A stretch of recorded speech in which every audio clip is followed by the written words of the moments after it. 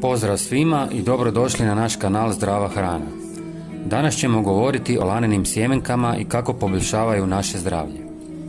Sjemenke lana u posljednje se vrijeme polako, ali sigurno penju na sav vrh prehrambenih namirnica.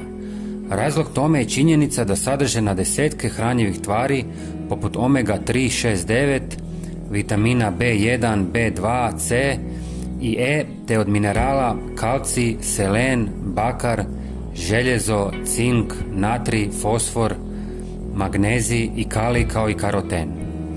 Iznimno visoka razina omega 3 masnih kiselina u ovoj namirnici smanjuje razinu lošeg kolesterola koji se veže uz srčane bolesti, pretilost, dijabetes i metaboličke sindrome. Lanom je moguće stabilizirati i razinu šećera u krvi te predstavlja saveznika u borbi sa suvišnim kilogramima s obzirom na to da djeluje na ubrzanje metabolizma potpomažući izgaranje suvišnih nezdravih masnoća u tijelu.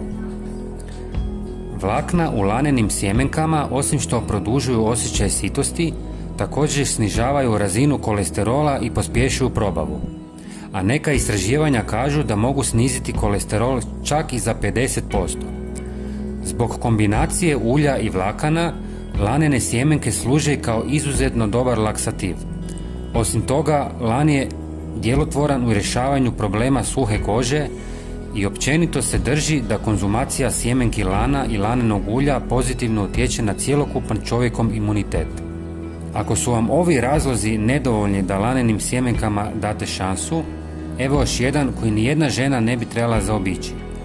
Lanene sjemenke sadrže lignane, biljni estrogen.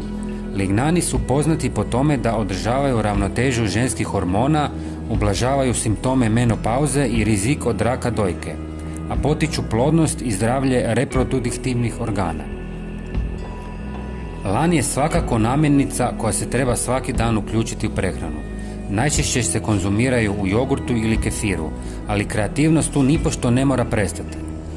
Obični jogurt uvijek se može osvježiti voćem, orašastim plodovima i nekim drugim sjemenkama.